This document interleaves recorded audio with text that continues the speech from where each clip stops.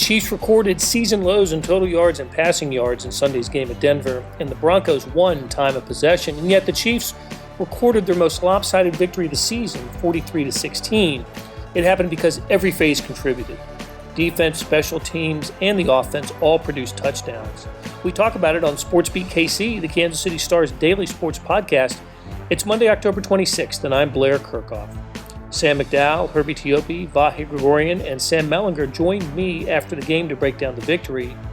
Before we start gabbing with each other, and we check out what our viewers had to say on SportsBeat Live, let's hear from one of the stars of the game. We'll start today's show with Byron Pringle's post-game meeting with reporters, and then we'll get into the A-team conversation. Here we go. Hey, Byron, are you ready for us? Yes, sir. How you doing? Good. We'll get started with Pete Sweeney. Go ahead, Pete. Hey, Byron, congrats on the win. I was wondering if you could just, as detailed as you can, break down what you were seeing on the long touchdown. When they kicked the ball to me, I knew it was going right. I just took a full advantage of my opportunity being back there, for one, being as the kickoff returner for this game. And I knew I was going to hit it hard, and once I seen the hole break open up, I just ran through with power. And I knew I had two dudes backside to make miss, and once I made a miss, I just ran to the touchdown. I wasn't looking back. Let's go next to Mick Schaefer. Go ahead, Mick.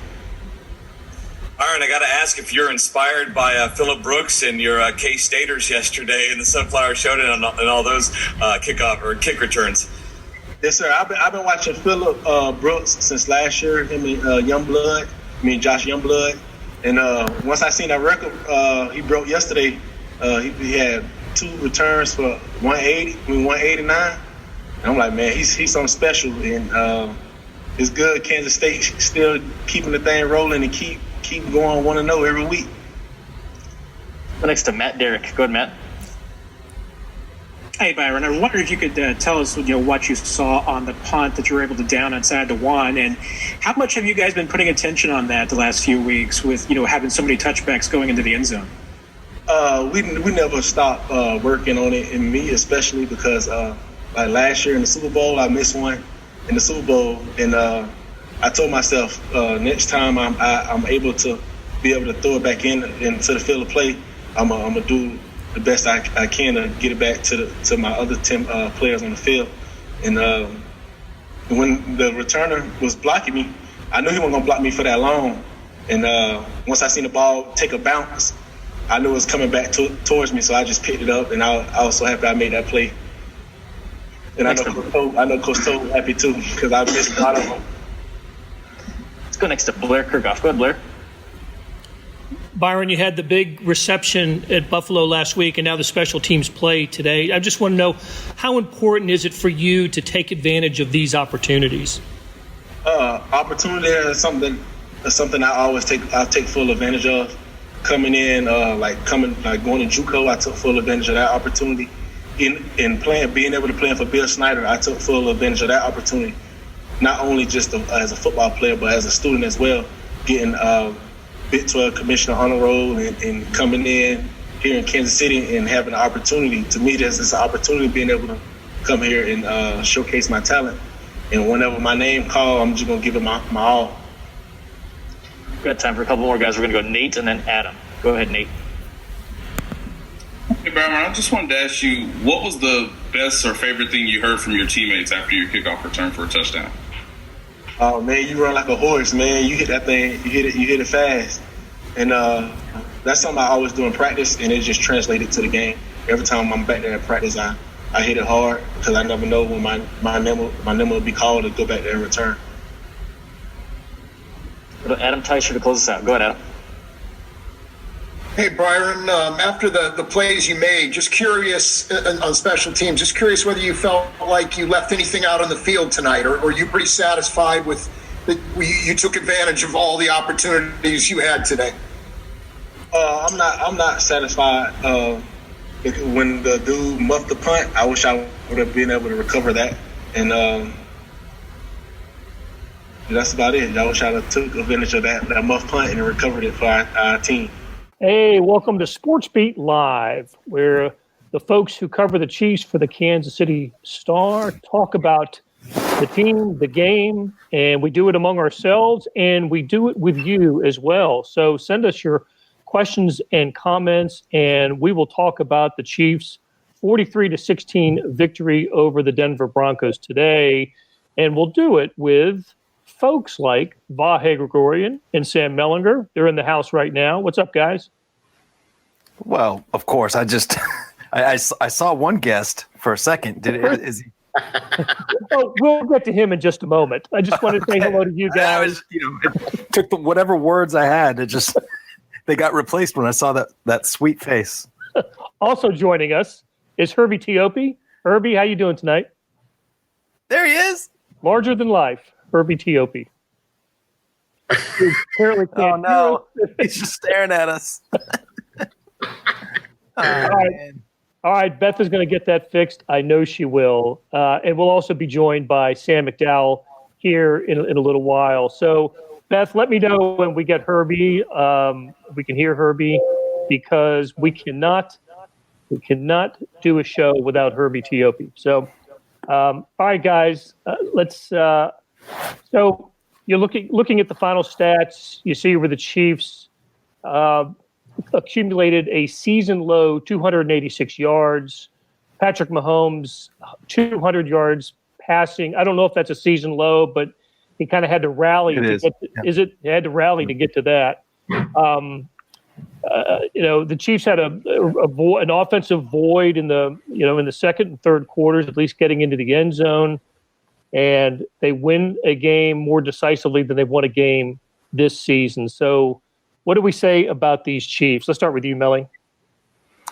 Yeah, I mean the thing that kept hitting me across the head, basically from the kickoff on, is how many different ways this team can win games. And not just this game, although it's a a beautiful example with Daniel Sorensen, a pick six, Byron Pringle, the big kickoff return. You mentioned all that. There was good cover. I mean, they just Willie Gay's progression is pretty noticeable. Le'Veon Bell ran with more juice than I expected at this point. But we've also seen it just throughout the season. You know what I mean? They won with patience against the Texans. They won, in the clutch against the Chargers. They won with just overwhelming strength and speed against the Ravens. They've won with the run game against the Bills. It's really remarkable, especially just 2 years ago.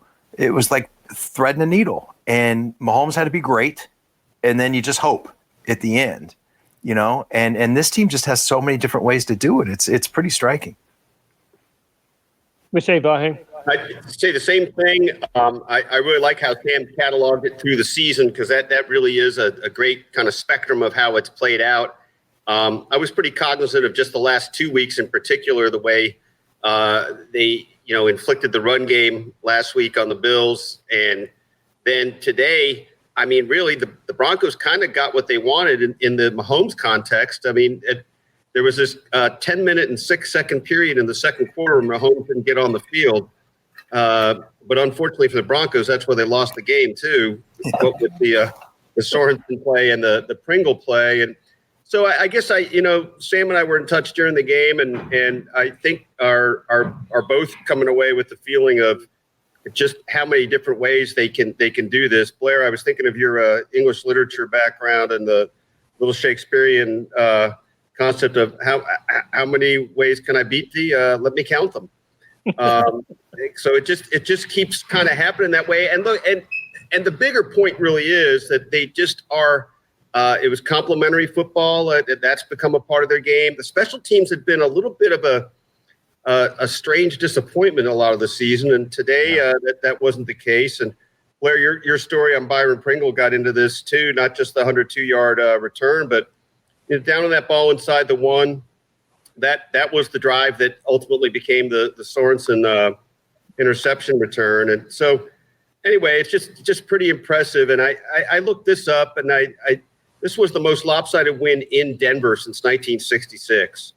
So that's quite a thing in this series. Yeah, look, they won big there last year, but of course the big news out of the Denver game a year ago was the Patrick Mahomes knee injury. But before that, overtime game and the fourth quarter comeback game, they've always no, even though the Chiefs have won the division for the last 4 years, they've always had a battle in Denver and with the Broncos team that didn't make the playoffs. But listen, you guys are right. The Byron Pringle, the last 4 times he's touched the ball in a game, he had a 9-yard reception for a first down in Buffalo, the 37-yard catch that was a big play in Buffalo in the fourth quarter, and then the kickoff return and the downing the punt inside the 1. So let him touch the ball a little more, I think, is the message here. I remember that play last year in Detroit, too. He had a big play going into the final series, right? I think it was down the stretch. Yeah, he did. He answers the bell every time he's called upon, and it's great to see, especially as a K-Stater, a local product. I don't know. The thing that I guess concerns me a little bit is special teams can have a great game, and I agree with you, Vahe. This was their best game, and I think it's their best game because they've had a lot of mediocre games this season. And defense played terrific, 4 takeaways, but I don't think week in and week out you can count on those things. The things that we've been able to count on with the Chiefs have been Patrick Mahomes and the Pro Bowl or All Pro receiving core, and they weren't there today. It's a good thing that defense and special teams were there today, but maybe I'm nitpicking a little bit here. And give credit to Denver, and Vic Fangio's a great defensive mind, no doubt about it. The guy, I figured he'd have some sort of plan for the Chiefs. And how many times was Mahomes sacked today? It was 3 in the first half. Did it end up being 4? I mean, he went down with a 4-man rush a lot today. Yeah. Certainly got sacked on that first play of the second half. Also, I didn't look at the final stats, but he certainly was contained, right? I mean, through 3 quarters, they had 1 offensive touchdown, and it's interesting to try to think through how this game would have played out if not for those 2 big plays. Maybe Chiefs strategically would have handled it differently too. It was 24-9, I guess, Blair and Sam, when they took the ball with 4 minutes left, roughly in the second quarter. I thought they were going to score that and maybe score on the first drive of the second half and really put it away, and they didn't score on either. And I don't know if they played a little differently because of that margin they held. It's a weird thing. Like Andy Reid says it. Eric Bieniemy says it better. Like he says, every play that we have is designed to score a touchdown.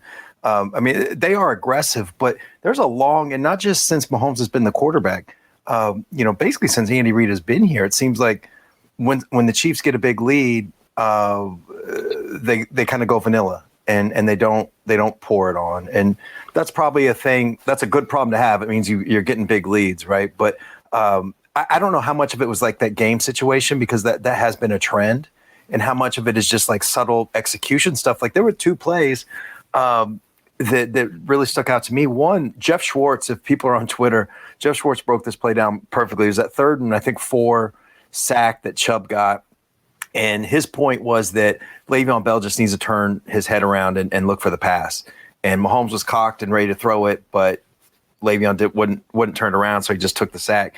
You would think that after another month or 2 months or whatever, Le'Veon Bell will have the pace of this offense. I mean, going from the Jets to the Chiefs must be whiplash, for a running back with all the different stuff he's got to learn. And then the other one was a play on the other end of the field, I think in the third quarter, and it was a 3rd down, and it was down the right sideline. Mahomes had flushed a pocket and made eye contact with Edwards-Helaire, who got behind the defender, and Mahomes made this kind of it's a pretty sweet pass, just sort of off platform or whatever, kind of short armed it and put it right on his hands, and Edwards-Helaire just dropped it.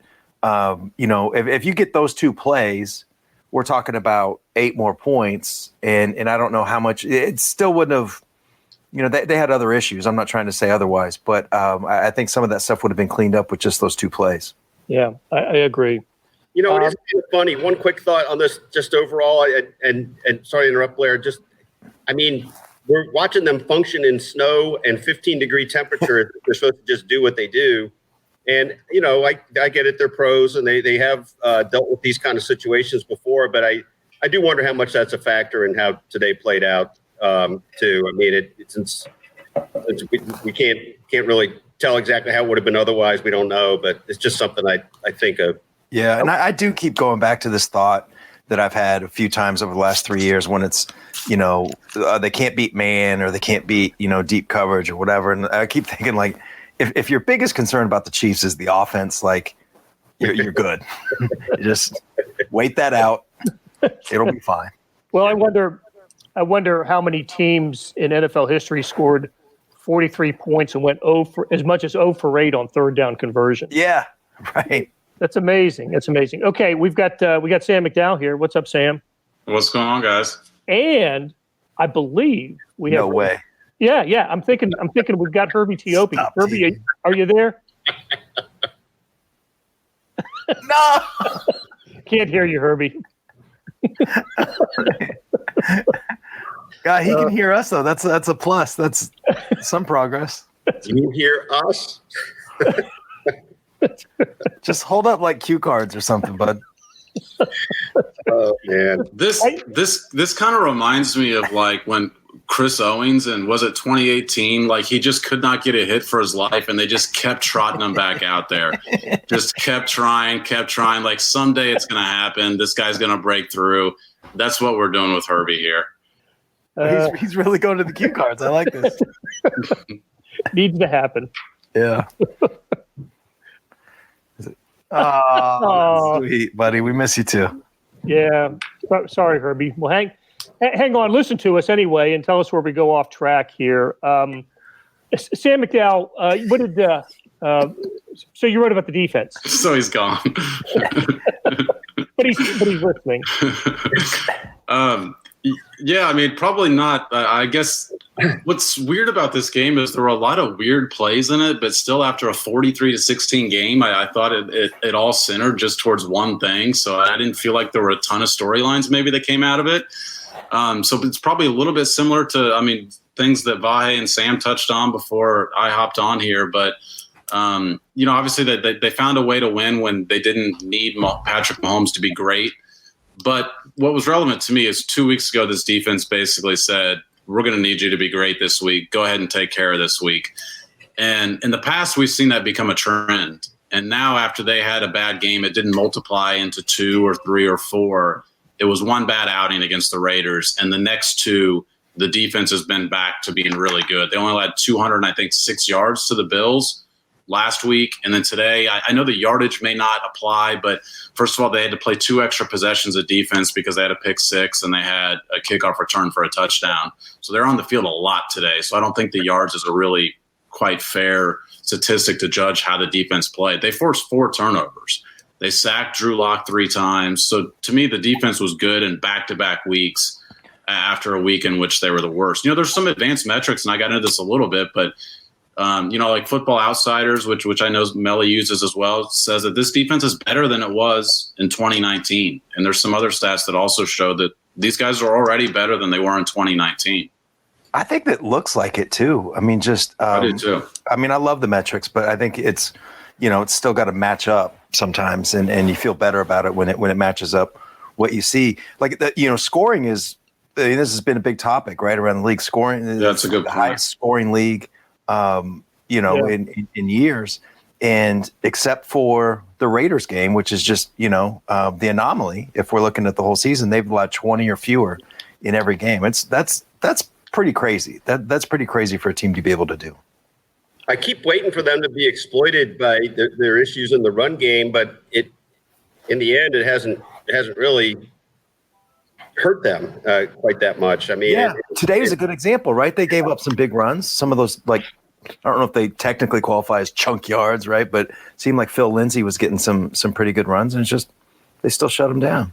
Yeah. I thought Philip Lindsay was at his best when he was cutting back, right? The hole wasn't there. He'd cut back, and there's still a little bit of an issue, but I thought it was a smart game plan by Steve Spagnuolo to put pressure on a quarterback starting his 9th NFL game. Yeah. And it's not like, there are 75,000 fans at the stadium. There were 5,700 fans. It's basically a neutral field. And they put pressure on Drew Lock and may have been his poorest game as a pro. I know he he didn't like how we played against the Patriots last week, but they won the game. And today, it was just not a great game for Drew Lock. Yeah, his numbers were better than his actual play on the field. I thought, especially in the first half, Drew Lock was really bad, and there were, he didn't give his receivers a chance on a lot of plays. He threw the ball away, and maybe the coverage was great downfield. I thought he struggled to just identify where the blitz was coming from. To your point, Blair, on Spagnuolo choosing to blitz him, it seemed like he struggled to figure out which guys were coming and where the pressure was coming from. And then, obviously the pass to Sorensen was bad. Now Hamler should have caught the ball on, which that was like the funniest quote I thought we had post game. His Tyrann Mathieu on his interception just said, "You expect an NFL receiver to catch that, but I'm glad he didn't." Somehow he said it in a way that it didn't come across as taunting, or it didn't come across as taunting as it will read when it's in print. Yeah. And in the Denver locker room, I'm sure it was one. But Matthew did laugh after he said it. Like he was like, "Ooh, I don't know if that's the way I meant that to come out." Yeah, exactly. Well, I'll see your funny post game quote and raise you with when Patrick Mahomes was talking, and it was to Sam Mellinger's question, and Patrick said something to the effect of, "Young Patrick would have tried to force something." Young Patrick, he's 25. Right. While we're on post game quotes, I'm getting out my phone because I've got to read one from the Denver left tackle that the Denver Post tweeted out. Garrett Bowles. He said. He was asked what separates the Broncos from the Chiefs, and he said, "I think we're neck and neck, but that's just me personally. I don't think there's anything that makes them more spectacular than us." I can think of one guy. That is just him personally. How much do you think NFL teams really ever feel like they need to use bulletin board material? I mean, is that the sort of thing that ends up getting the attention of the Chiefs in a couple of weeks? I just think that Garrett Bowles has a really good sports psychologist that probably needs a raise.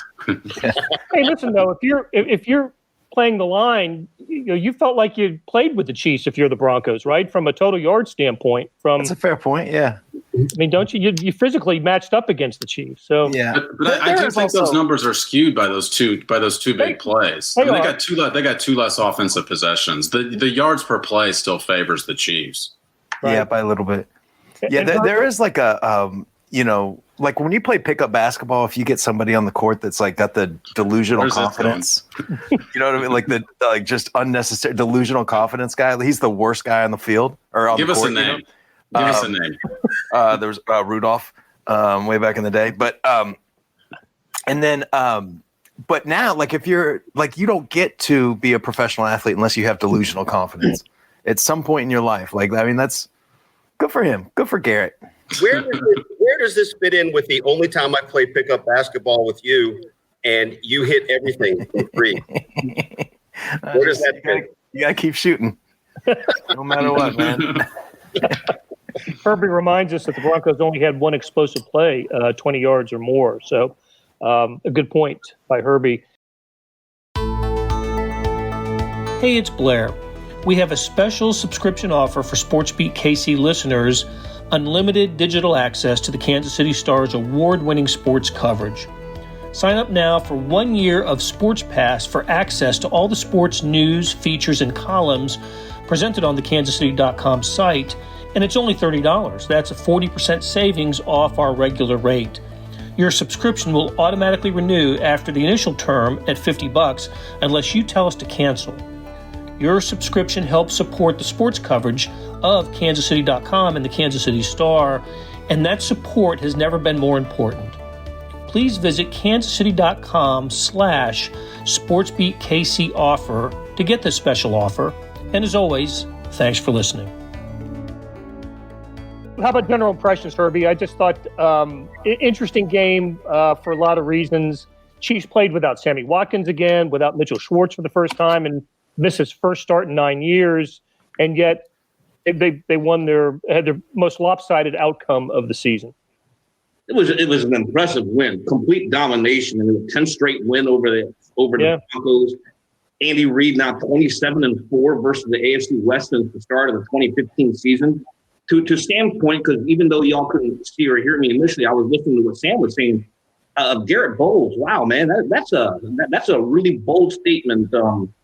After your team has just lost 10 straight, this Chiefs team today was just so impressive. It's not every week you see an NFL team win with all three phases of the game, and they did it all in the first half, and that was just impressive attack to me.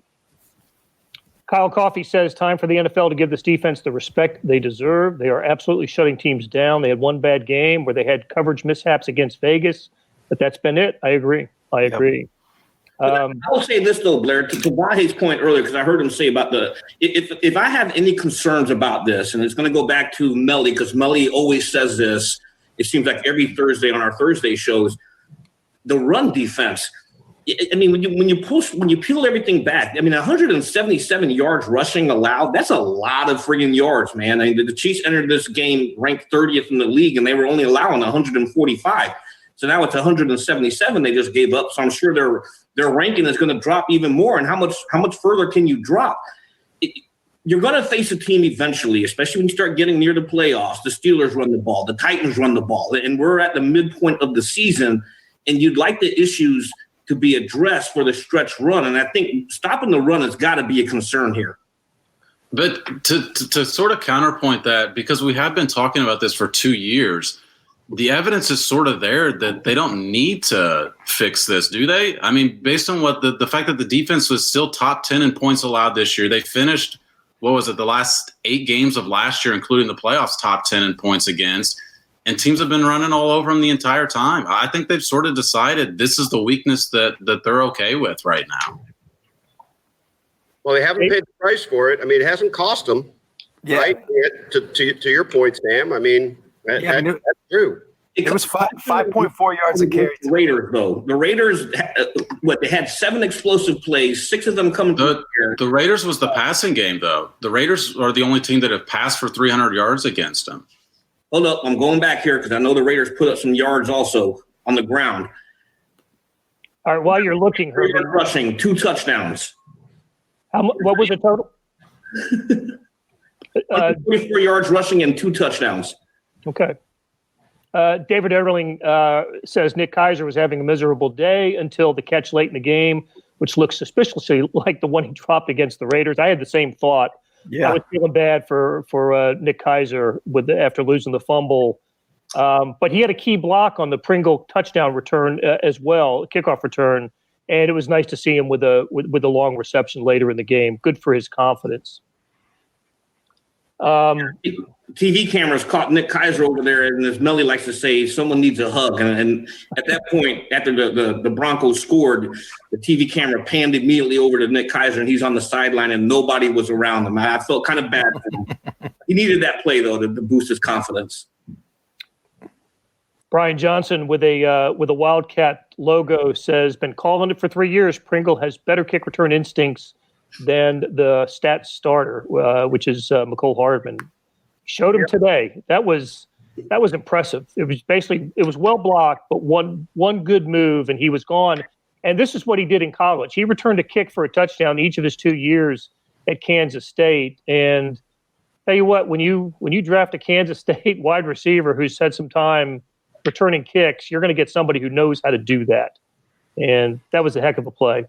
I like that word that he used, instincts. It does seem like he's got a little bit of timing. He's got like something, like in sorry about these analogies, but like in baseball, they talk about a pitcher that can like sit 95 and then go get 98 or 99 when he needs it. And like Pringle, he's running up, but it's almost like he's waiting like a Le'Veon Bell, patience, and then when he sees it and then he goes to another gear. He seems to do that pretty consistently. It's interesting. Blair and I were talking about it in here. I mean, Hardman had the one for 104 yards last year, but I think it's a legitimate question we'll never know the answer to. Would Hardman have taken that one back? Right. Yeah, I don't know, but I don't think we're going to see him get another opportunity. I think we'll see Hardman continue on the punt returns, but Pringle's going to be your guy back there for kickoff returns, I believe. 2 weeks ago, they put, I think it was Fenton back there in a game just one time. And remember, Dave Tobe was asked about it the following week when the coordinators were available and said the reason they took Hardman out was because they wanted to bait the other team into actually kicking a returnable kick rather than just kicking it through the end zone. We know for sure that McManus can kick the ball through the end zone in Denver. And I wonder if they saw Pringle back there today and thought we might be able to try to pin him a little bit deeper than the 25-yard lines, and they got bit. That's an interesting point, yeah. Yeah, good point. Let's stay on special teams for a moment here. Kathy Christensen and Dan Walden are asking about Harrison Butker. You know, I was until the Chad Henne touchdown, the Chiefs' special teams were perfect as far as I was concerned. Perfect day. A kickoff return, a punt down inside the 1, 3 field goals for Butker on a snowy field, made all of his extra points, and then he missed the final extra point, giving him 5 misses for the year. And Sam McDowell, you noticed something about Harrison Butker the first time he lined up for an extra point. Yeah, he was lined up on the right hash, which is definitely an adjustment because didn't Cairo Santos used to do that too? I think he also was a right hash extra point guy. So he's switched something. It's funny that you mentioned it was after the Henne touchdown. Looking back, I guess Butker's probably the only guy that wasn't just absolutely elated about Chad Henne getting a rushing touchdown in a 43-16 game. Well, Chad Henne was elated. Absolutely pumped. Yeah. That was great. That was one happy backup quarterback right there, man. Oh, man. So a lot of these comments are about Herbie, so we'll stay away from those. He's back. To Harrison Butker's point, I mean, and I think that's a valid concern. You got to remember, when he entered this year, he was converting on at least 93 and above % on extra points. This year, he's now 19 to 24. So if my math is correct, he's at 79.1%. That's a drastic drop from the career guy who was averaging 93%. And if I may, I'm going to point the finger at Melly because remember Melly wrote that glowing column about a couple of weeks ago, and all of a sudden the wheels just came off. So it's all on Melly. Well, he's won the one game, right? I mean, you get 2 58-yarders in a game, including the walk-off.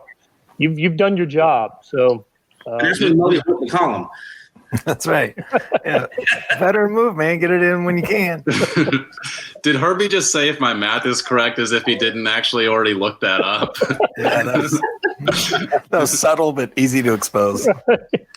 Don't self-move. Yeah. The same thing.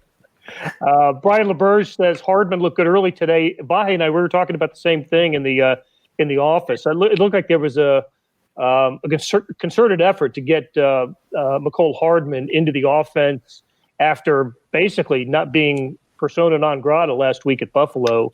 Had a couple of big plays early on. The guy that we didn't see a lot of today, I'm trying to look up his numbers to get my math correct on this. But Demarcus Robinson, I didn't think we saw on the field as much, just snap count wise. I'll be interested whenever Herbie breaks that down tomorrow. But I didn't feel like we saw quite as much as Demarcus Robinson on the field today. And it seemed like we did see more Byron Pringle on the field. And like you mentioned, there was definitely an emphasis to get when you have a reverse to the guy in the opening play of the game. It's not Tyreek Hill. There's a point to get McCole Hardman involved. I think I might be wrong about this, but I don't think Hardman had a target after the first quarter. Am I right about that? No, it was too early. Yeah. Catches on 2 turns. We've seen Andy do that before. I feel like I can remember certainly a handful of games where Andy kind of primes the pump with one guy and really goes to him early just to make sure he's involved, and they just kind of move on. Vahe, to that point, I'm going to invoke a name not heard in a long time. The Chad Hall game in Tennessee. See if you guys remember that. Yes. That's exactly right. First series, right?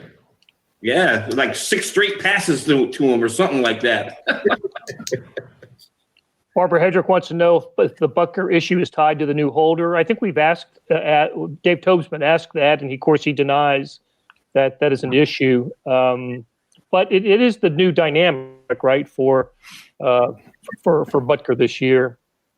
Well, Colquitt's out there. I mean, if they want to put just a holder on the roster. That's right. Didn't Tobe call the holds perfect? Didn't he use that word? Yeah, I think he did. Yeah. I will say the manner in which Tobe said it was believable. It certainly convinced me that the holds had not been an issue. Carol Spencer says the team really rallied around Henny. I thought that said Herbie at first, but both are true. Yeah, that's true. All right, 6-1. They lead the division. How about the Raiders today? After the big win over the Chiefs, this was their first game since then. Played the Tampa Bay Bucks at home and got trucked by Tom Brady and company. So Chiefs are, am I right on record, 6-1, and Raiders are now 3-3. Chargers got the win today over the Jaguars, and so look.